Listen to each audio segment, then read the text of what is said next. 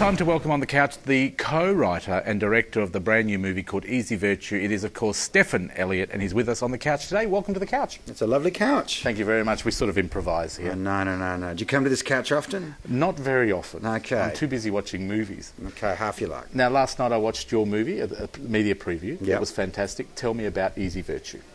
Well, Easy Virtue, let's put it this way. It's a classic mother-in-law hell story, but it was written by Noel Coward, who's one of the great English wits, and in fact originally directed by Alfred Hitchcock in the early... The great Alfred Hitchcock. Original Alfred Hitchcock. What Hitch was doing a silent movie of Noel Coward, who's one of the greatest wordsmen in the world, was just plain strange. So now, I was reading a bit about yourself and how you wrote this. Now, you retired. You got away from the film industry. You were sick of it. You went away to the Alps.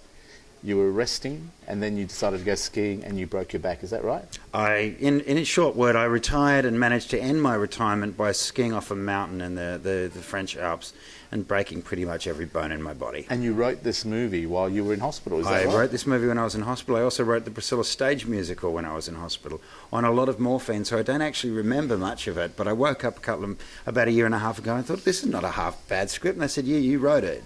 You just don't remember it. You've had a great history talking about Priscilla, of course, the movie. You wrote that as well, and you directed that. Yep.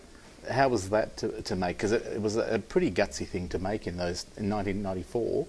Did you think it was going to work? No, we had a blast. We were out there basically making the film up as we went along, and it was terrific. And I said to myself, you know what? This will never even make DVD. And 20 years later? 20 years later, it's on to becoming one of the most successful Australian films of all time. And if it keeps going the way it's going, it's going to be the most successful film. And because people keep buying after the show's happening, we open in Broadway in 2 weeks in London, and then Broadway. The DVD keeps outselling the year before. So every year we sell more Priscilla DVDs, and it's weird. It seems to be getting bigger, not smaller. It's a great tribute, one for a great story. Priscilla is a fantastic story, but also it's Australian. Yeah. It's great to see something Australian being picked up around the world, and they love it.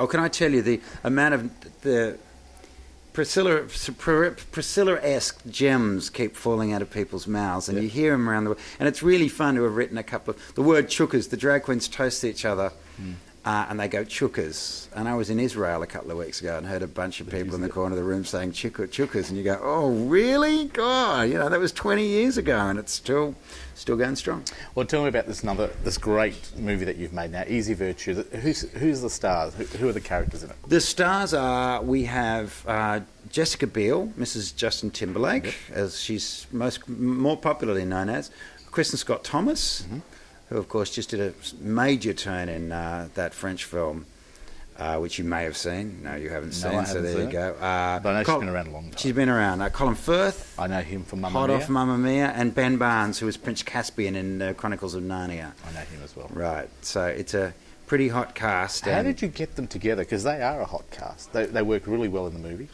You know what?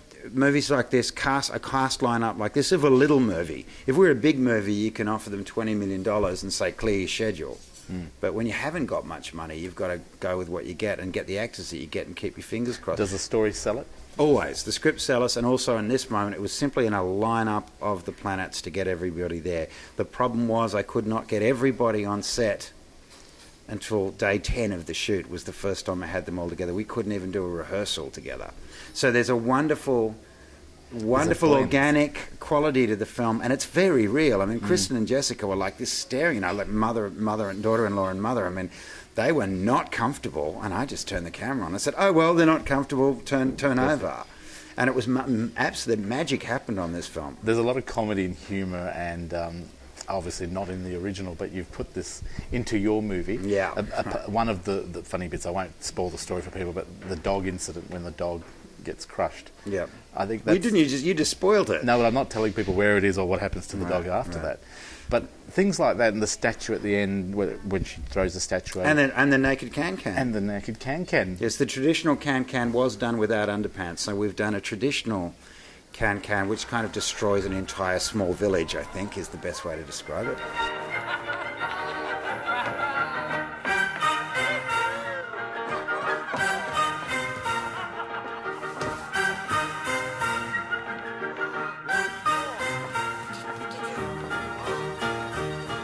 the original play written in the 20s was a melodrama and pretty fierce. And, you know, having broken my back in the French Alps, I'm kind of in a funny mood at the moment.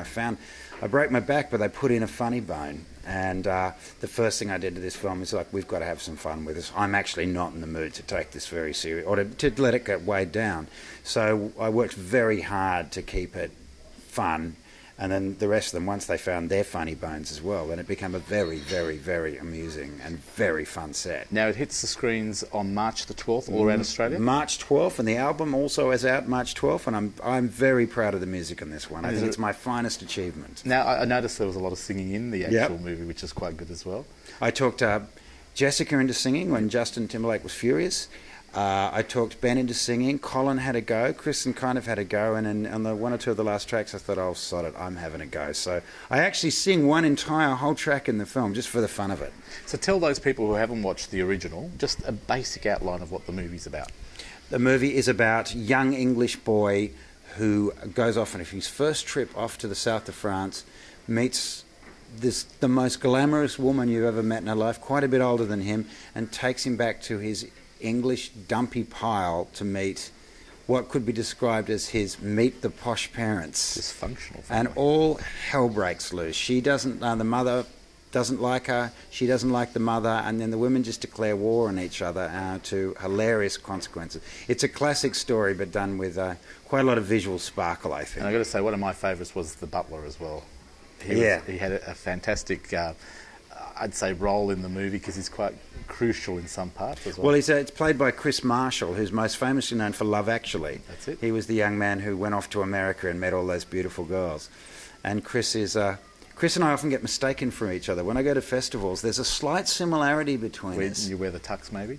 Well, I was going to play the part myself. Really? And then I ran out of time, and somebody said, well, if you can't play, and I said, I know, I'll get Chris, because I often get mistaken for him. We'd never met, and I rang him out and I said, Chris, you look like me, can you play me in a movie? And he went, okay. And turned up and stole the whole movie. He stole the movie from everybody. I mean, it's an absolute scene. Are you happy with the movie? I love the movie. Sitting there watching it last night with that audience and watching when you get that round of applause towards the end, when cheering the good guy and the music kicks and whatever, it's a wonderful, similar to Priscilla, there's a feel-good wave that comes out of this film. And I have to say, when you watch an audience do that, I say, you know what, yeah, I'm happy. If they hadn't done that, then I would have been absolutely horrified. Would have walked out. Congratulations on the movie. It's Thank a fantastic piece of work for an Australian, a great director.